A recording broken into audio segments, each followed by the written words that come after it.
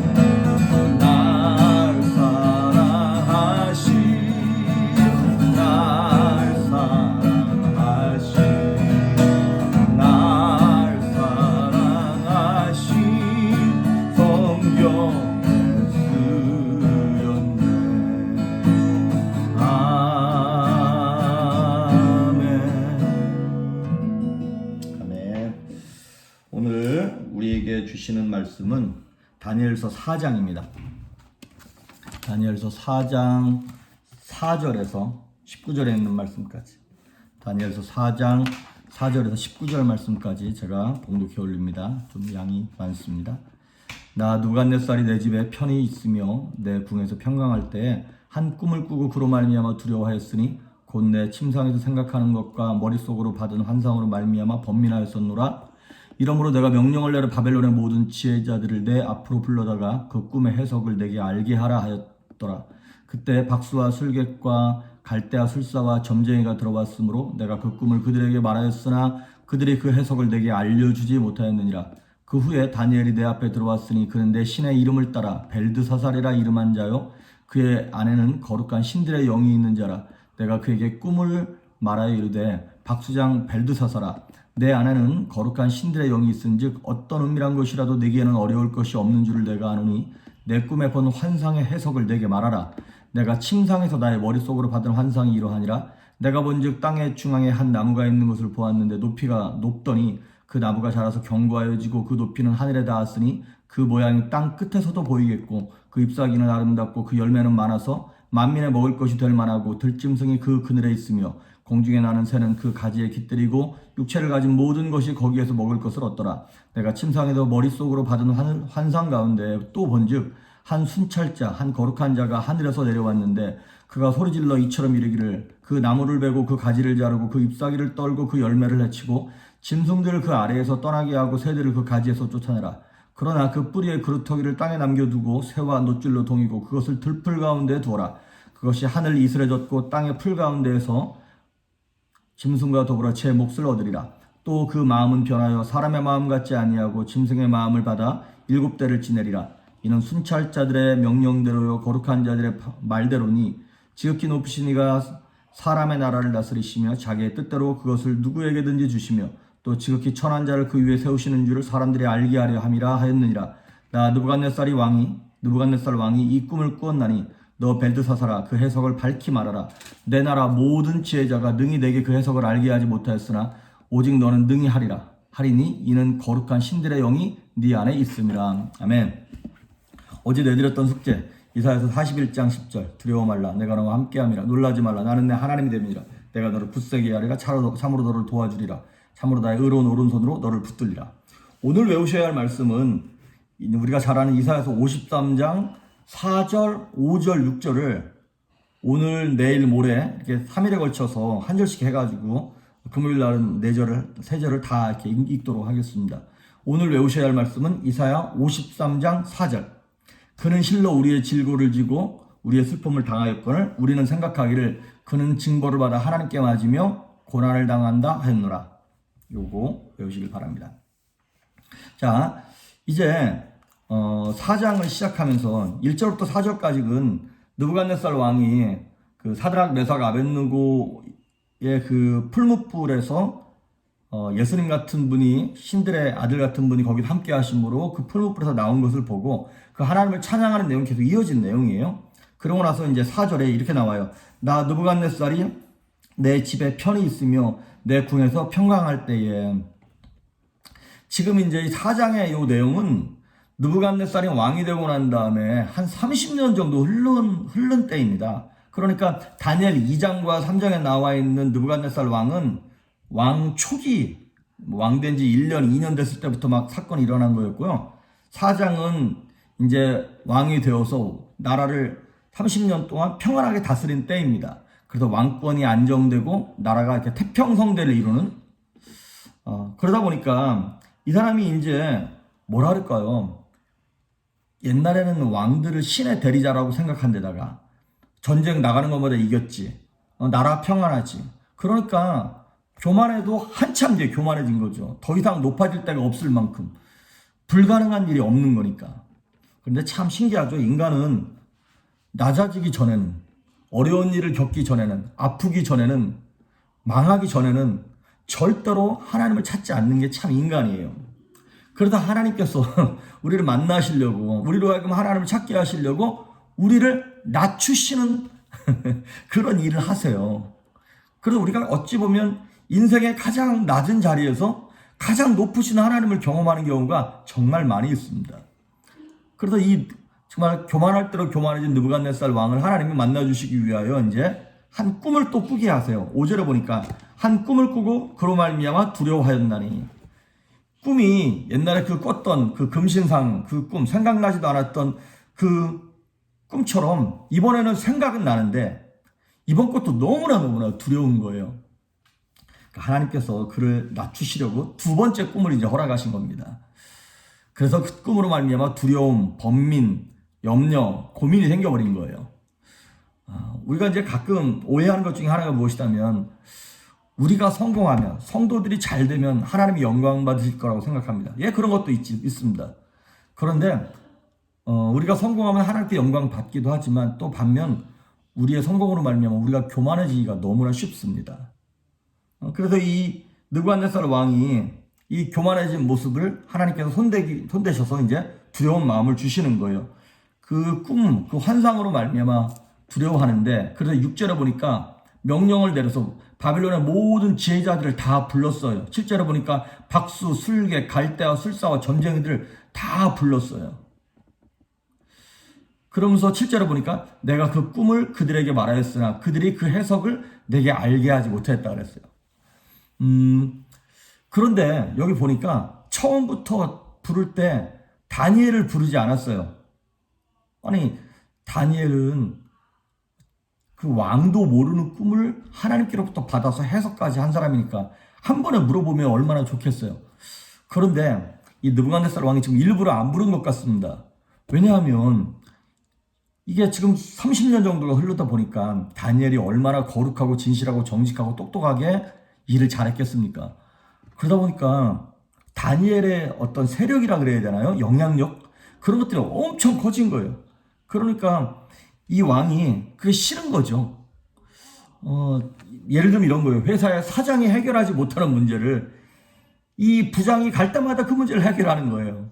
그 사장보다도 유능해 보이고 똑똑해 보이고 그런 부분에서 아마 느부갓네살이 일부러 다니엘을 안 불렀던 것 같습니다. 또 한편으로는 이 지금 왕이 꿈꾸고 난 다음에 두려워했다 그랬잖아요. 꿈의 내용을 알고 있고 그러니까 이 꿈에 대한 정확한 해석을 원치 않았던 거예요. 다니엘이 와서 무슨 말을 할지를 대충 이게 불길한 꿈이라는 거를 이 느부갓네살 왕이 알고 있는 거예요. 그러니까 자기가 듣고 싶지 않은 말을 안 들으려고 다니엘을 안 부르고 일부러 좋은 해석을 할 사람들을 부른 거죠. 그 디모데 후서 4장을 한번 볼까요? 거기 보면 말세에 일어나는 여러 가지 일들 가운데 이런 일들이 있어요. 디모데 후서 4장 4장에 보면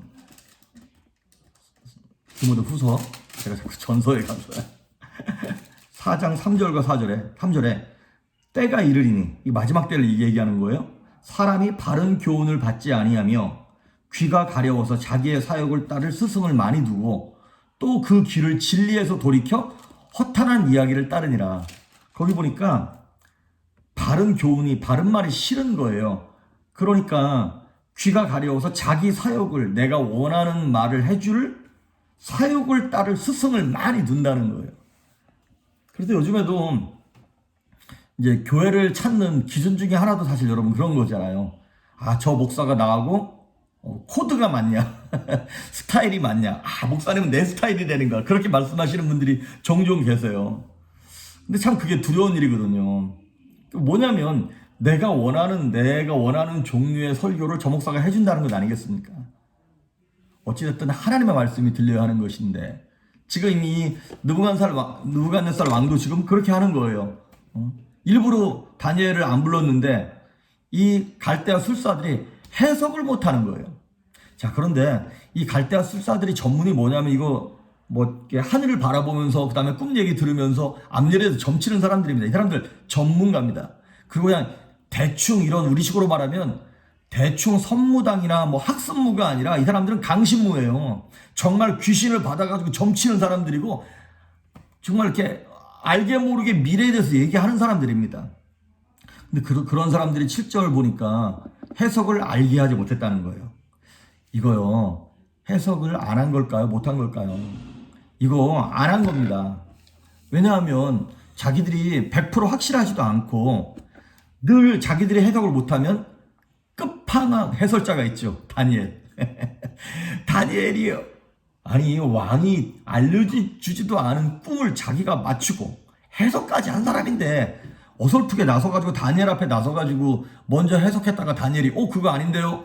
이렇게 하면 완전 끝장나는 건 아닙니까? 그러니까 이제 앞에 나서서 한 번 해석하지 못하는 것이죠. 그래서 이제 결국에 다니엘을 부릅니다. 8절에 그 후에 다니엘이 내 앞에 들어왔으니 그는 내 신의 이름을 따라 벨드사살이라 이름한 자요. 사실 느부갓네살 왕도 다니엘이 부담스러운 거예요. 부담스러운데 이렇게 얘기하는 거예요. 먼저 지금 기선제압을 하기 위해서 8절에 보니까 내 신의 이름을 따라 벨드사살이라. 이 벨드사살이라고 하는 게 바벨론식 누굽니까? 바벨론의 그 신의 아들 이런 의미인 거잖아요. 그리고 막 그런 식으로 이제 그 다니엘을 딱 기선제 앞에서 너는 내 수하에 있는 사람이라는 걸 일부러 하려고 이걸 쫙 얘기하는 거예요. 그런데 그렇게 얘기하면서도 느부갓네살 왕이 꼭 얘기하는 거 있어요. 8절, 9절, 18절에 반복해서 나오는 말이 있는데 뭐냐면 네 안에는 거룩한 신들의 영이 네 안에 있다는 거예요. 거룩한 신들의 영.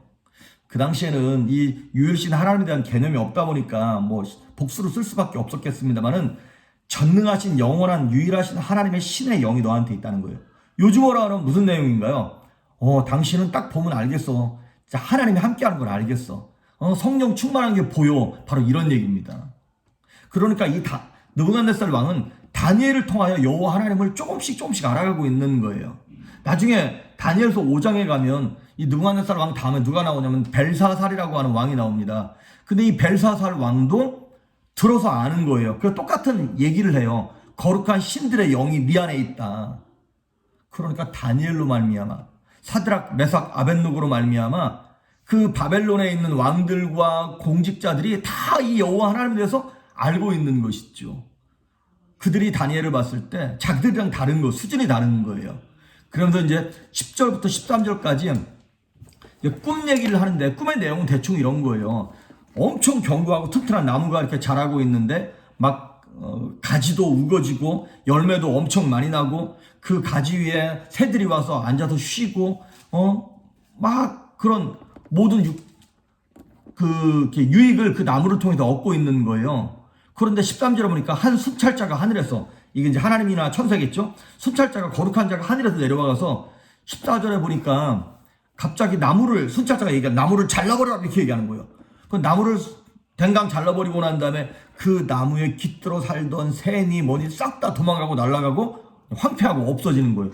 그런데 15절에 보니까 하지만 나무를 잘랐지만 그 그루터기만큼은 남겨두고, 그러고 난 다음에 16절에 보니까 그 왕의 마음이 변해서 이게 짐승의 마음처럼 바뀐 거예요. 나중에 이제 어떤 해석이 나오냐면 왕이 약간 정신적인 프로블럼이 생겨가지고 정신병자가 되는 거예요. 그래서 짐승처럼 이제 여기 보면 7년, 7대를 지난다 그랬어요.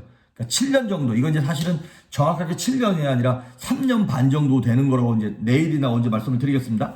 약 3년 반, 7대를 지나면서 미친 사람처럼 왕이 그렇게 존귀하고 신의 아들 같고 대단한 권력을 가졌던 왕이 완전 거지처럼 살아가는 거예요. 그 꿈을 꾼 거를 다니엘에게 얘기해 줍니다. 그리고 17절에 이렇게 얘기하는 거예요.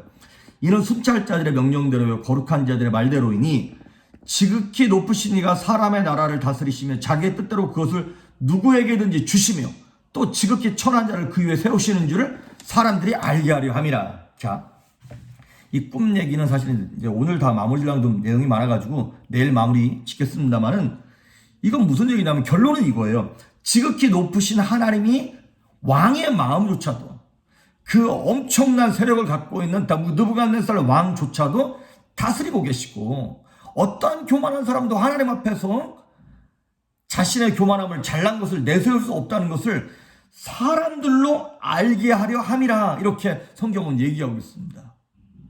오늘 이 말씀을 보면서 우리가 이 느부갓네살 왕처럼 권세도, 돈도, 명예도 갖고 있지도 않으면서 우리는 왜 이렇게 교만하는가요?